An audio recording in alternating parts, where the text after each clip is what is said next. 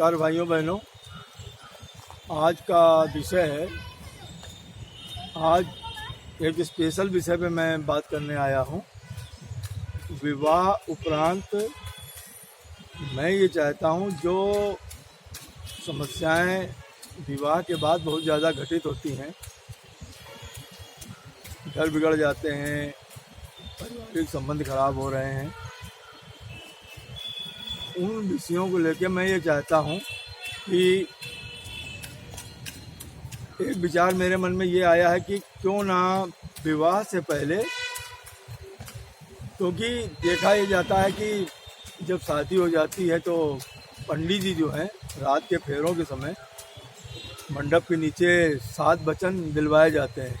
सभी को मालूम है, और वो 7 वचन बहुत महत्वपूर्ण होते हैं, ठीक है ना।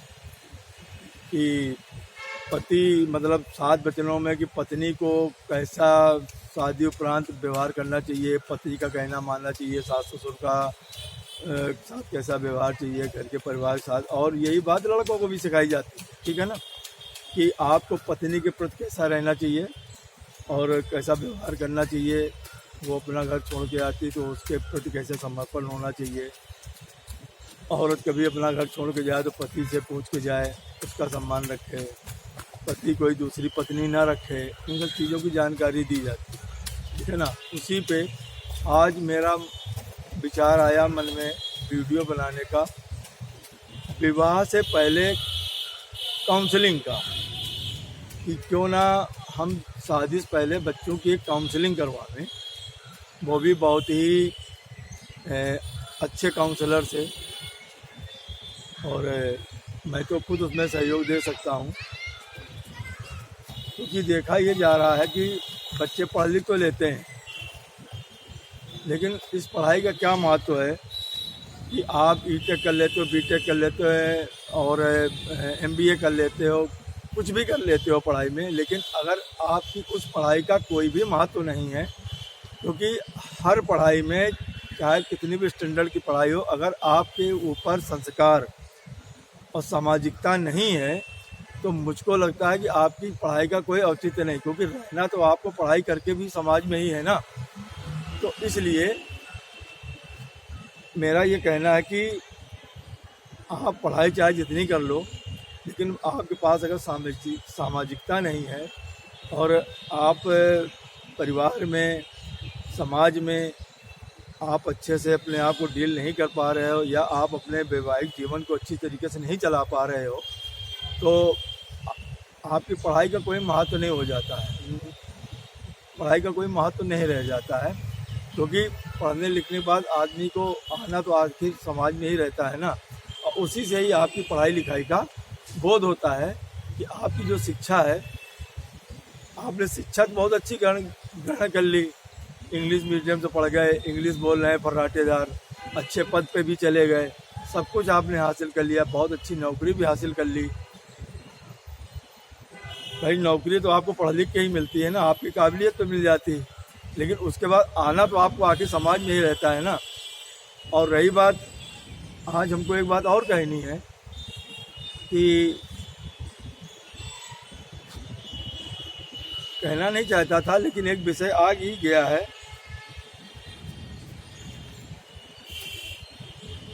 जो ये हमारे कथावाचक होते हैं ना, आज मैं इन पर थोड़ी बात जरूर करूँगा। हमको ये नहीं समझ में आता है, 7, 8, 8, 9 चैनल में देखिए सब कथा ही कर रहे होते हैं, ठीक है ना। गाना गाओ, ताली बजाओ, और कोई फ्री में तो हमको नहीं लगता कोई आता होगा करने, ठीक है। लेकिन हमारे समाज में अगर इतना घरों में कलह होता है, पति पत्नी में नहीं पटती है, पति पत्नी में, और अन्य लोगों में घर बर्बाद हो रहे हैं, तो क्या ये कथा जो आप करते हो, अगर मेरे कथा के द्वारा ये जो सुनने लोग आते हैं, क्या ये सिर्फ गाना ही भजन करेंगे? आप इनसे भजन ही करवाते रहेंगे? इनको सामाजिक ज्ञान देना किसका दायित्व है?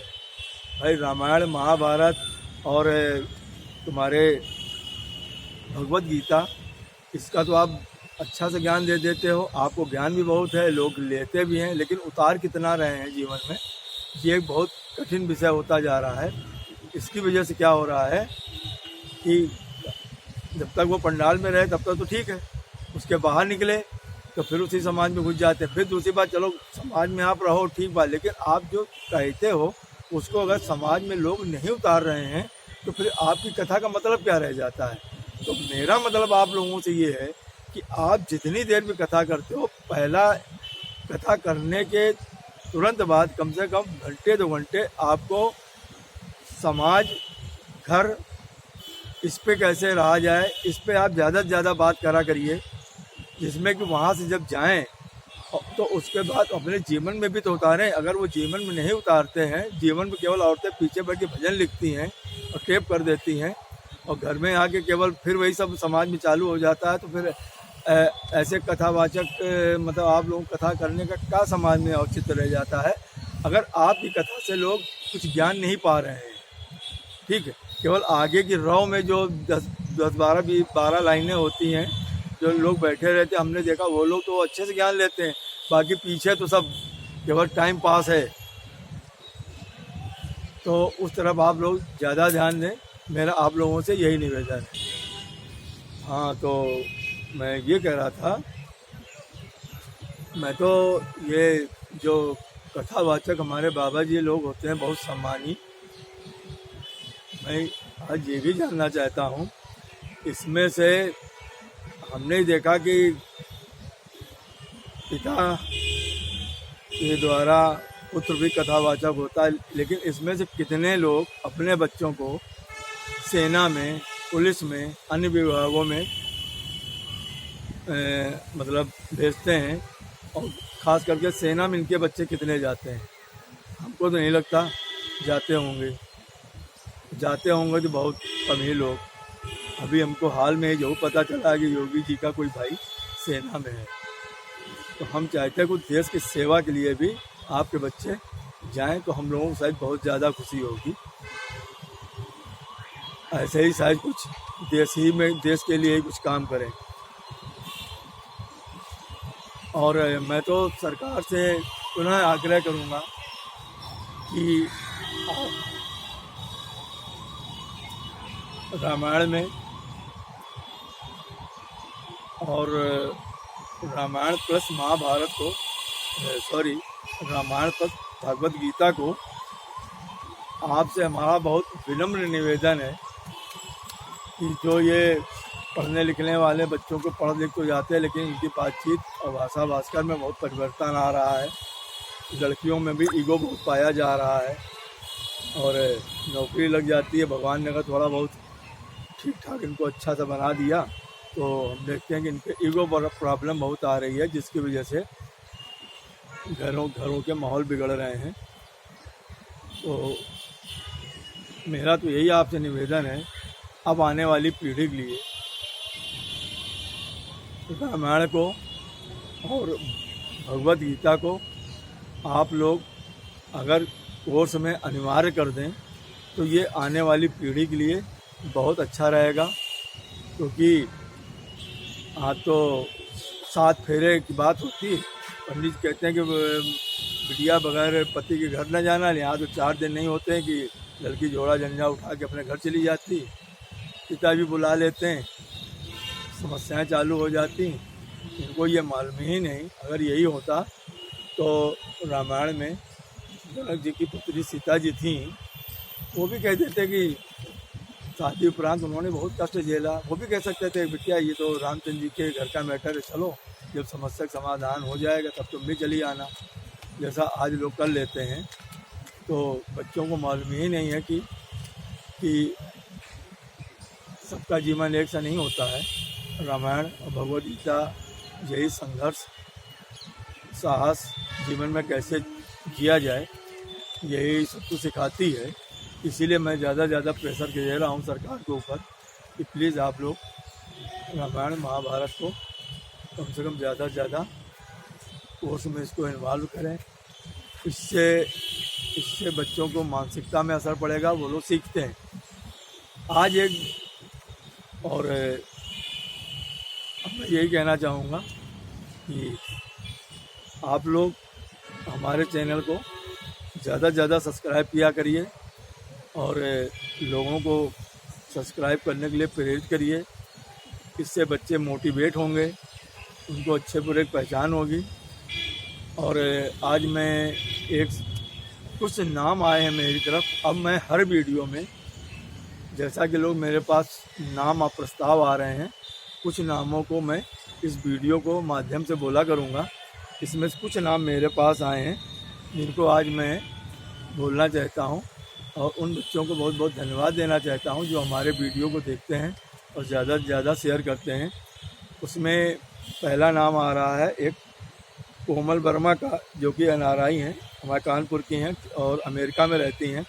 मैं कोमल वर्मा जी आपको, आपकी पूरी सहेलियों को अंकल जी की तरफ से साथ धन्यवाद देती हूँ और ऐसे ही आप हमारे वीडियो देखते रहिएगा। एक नाम और है तंसी, शैली अवस्थी कानपुर से, अर्चना पांडे कानपुर से और सुधीर शुक्ला यशोदा नगर से, राकेश द्विवेदी जी हैं, वो भी हमारे यशोदा नगर से हैं, उनको भी बहुत बहुत धन्यवाद सभी को। और राजेंद्र अवस्थी जी हैं एक, ये भी हमारे यशोदा नगर से हैं। अंशु शुक्ला, ये भी यशोदा नगर से हैं। ऐसे ही कुछ नाम आए हैं जिनको आज मैं आपके सामने बोल रहा हूँ। एक नाम अवनी है, उसका भी याद आ गया मुझको, उसको भी मैं धन्यवाद देना चाहता हूँ कि आप लोग हमारे वीडियो ज़्यादा से ज़्यादा देखते हैं। और ऐसे ही मैं कुछ नामों को हर वीडियो में आपके सामने लाया करूँगा। एक दो नाम शायद और छूट रहे हैं, मैं प्रयास करता हूँ कि अवंतिका एक नाम आया है,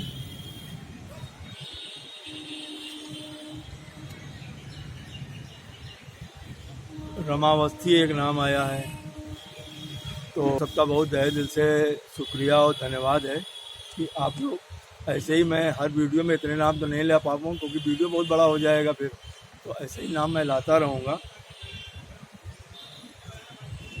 अहम बात पे अब मैं आ रहा हूँ और वीडियो तो आप लोगों को शेयर करना ही है, सब्सक्राइब भी करना है, मैं हर वीडियो में बोलता हूँ। अब मैं जिस विषय पे आज मैं, अब आप लोग बहुत गंभीरता से मेरी बात को सुनिएगा। जिस विषय में मैं बात कर रहा हूँ वो विषय है कि काउंसलिंग, जिस विषय पे आज मैं वीडियो बना रहा हूँ। हमारी बात एक बड़े विद्वान आदमी है उनसे हो रही थी। बोले कि देखिए, लड़की को घर छोड़ना पड़ता है, लड़का तो अपने घर में रहता है, ठीक है ना, घर छोड़ना पड़ता है लड़की को। तो लड़की की काउंसलिंग होना बहुत ज़रूरी है। होना तो दोनों को है, काउंसलिंग तो दोनों की होनी चाहिए। उससे क्या होगा, लड़की का मनोभाव पता चलेगा, लड़की विवाह उपरांत क्या चाहती है, कैसे वो अपने घर में जाना चाहती है, वो अपने पति से क्या उम्मीद रखती है, उसके सास ससुर कैसे हों ये उम्मीद रखती है, वो उसके बारे में क्या सोचती है। और साथ में एक दफ़े लड़की और लड़के के दोनों को बैठाला जाए कि भाई आप लोग शादी करने जा रहे हो, पंडित जी तो 7 फेरे बता के आपको बता देते हैं आपको ऐसे जीना चाहिए, ऐसे सम्मान करना चाहिए, वैसे जीवन में रहना है। और आप लोग सालों महीनों पंचायत भी खूब कर लेते हो, ठीक है, घूमना फिरना सब कुछ हो जाता है, माता पिता जी को मालूम रहता है, कुछ नहीं मालूम रहता है, वो लोग अपने प्रतिष्ठा के लिए, चलो बच्चे हैं कोई बात नहीं, लेकिन जब इतना समय आप लोग देते हो एक दूसरे को, फिर भी आप लोग एक दूसरे को नहीं समझ, फिर भी क्यों समस्याएं खड़ी हो जाती हैं।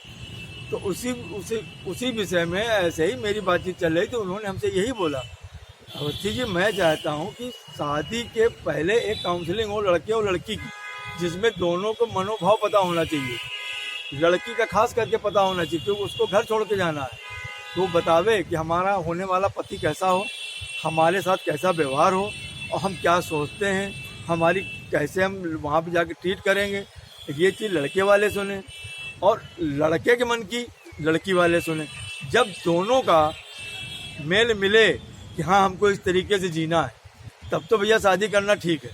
लेकिन ये ना हो कि जो देखा जाता है ना कि लड़का कितने की नौकरी कर रहा है, आदमी क्या देखता है, ये देखता है कि लड़का नौकरी कितने कर रहा है, लड़के के पास खेती कितनी है, लड़के के पास मकान कितना है, ठीक है, ये देखा जाता है। ये तो ठीक है, देखा जाता है, हर आदमी देखता है, लेकिन ये देखना वो जो जिसके पास वो तो उसी के पास रहेगा ना। लेकिन मेन बात है जो दैनिक जीवन में जीना है, जिसके पीछे बहस छिड़ती है, हम ये चाहते हैं इसके माध्यम से लोगों में प्रेम बटेगा। जो चीज़ें जिसके पास चीज़ें कम ज़्यादा हो सकती हैं, जिसके पास बहुत पैसा होता है वो भी खुश नहीं हो सकता है अगर विचार अच्छे नहीं हैं, और जिसके पास कम पैसा है वो भी खुश रह सकता है अगर विचार अच्छे हैं। तो इन चीज़ों पे तो जो बात मैं अभी कह रहा था, आप लोग उससे हमारी सहमत हैं, तो मैं भी आज आपके सामने कह रहा हूँ। मैं इतना क्लोज नहीं बोला हूँ कि हमारे विचारों से अगर सहमत हो रहे हैं तो हमारे वीडियो को ज़्यादा से ज़्यादा सब्सक्राइब करिएगा और लोगों तो इस बात को पहुँचाइएगा। इससे क्या होगा, लोगों के घर बिगड़ने से बचेंगे और मेरा नंबर वीडियो के माध्यम से सबके पास पहुंच जाता है। अगर काउंसलिंग की कोई बात करता है तो मैं एक अच्छा सुझाव आपको दे सकता हूं। तो मैं आप लोगों से ये कह रहा हूं, इस तरीके से आप हजारों परिवारों को बचा सकते हैं। ये एक समाज सुधार का कार्य है। मैं अपने चैनल के द्वारा आप लोगों से यही कहना चाहता हूं कि ज़्यादा से ज़्यादा हमारी बात को लोगों तक पहुंचावें। और इससे क्या होगा, आपको कहीं ऐसा तो नहीं लगता कि हम जो ये बात कह रहे हैं हमने सुना है ऐसा। अभी तो भाई मेरे पास तो कोई ऐसा आया नहीं है, जब आएगा तो मैं ज़रूर बता दूंगा कि आप लोग इसलिए ज़्यादा से ज़्यादा कहते हो सब्सक्राइब करो और शेयर करो, कमेंट करो कि पैसा आता है। भाई मैं बता दूं, आता होगा, आएगा तो मैं ज़रूर बता दूंगा। अभी फ़िलहाल तो मेरे पास नहीं आ रहा है, ठीक है। लेकिन अभी मेरा उद्देश्य यही है कि हम अपनी बात को लोगों तक पहुंचावें, बहुत स्पष्ट तरीके से और बहुत गंभीरता के साथ कहना चाहते हैं। अब मैं लास्ट में एक बात और कहता हूं कि फिर मैं आप लोगों से कहता हूं इस बात को, खास करके बच्चों से, लेडीज हो जेंट्स हो, शादी के बाद जीवन को बहुत ही कायदे से, बहुत ही संघर्ष के साथ, जब तक छोटी छोटी बातों को इग्नोर नहीं करेंगे आप और उनको दिमाग से हटाएंगे नहीं और लोगों कहने में नहीं चलेंगे। लड़की का फर्ज है शादी के बाद अपने सास ससुर से ज़्यादा करीब में रहे, कोई दिक्कत हो उनको बतावें। और ये जो आप लोग अपने यहाँ फ़ोन करके जो डिस्कस करते हो ना, मैं आपको बता दूं कि मैके वाले ही लड़कियों के घर बिगाड़ते हैं, क्योंकि आप लोग उनको ढलने नहीं देते हैं, आप लोग उनसे राय लेते हैं, आप उनको समझाइए। हाँ, कोई अहम विषय है तो हमको, मैं खुल के कहता हूँ, बड़ों को आगे आना चाहिए बच्चों के मामले में, समाधान करके फिर बच्चों को अपनी ज़िंदगी चालू करनी चाहिए।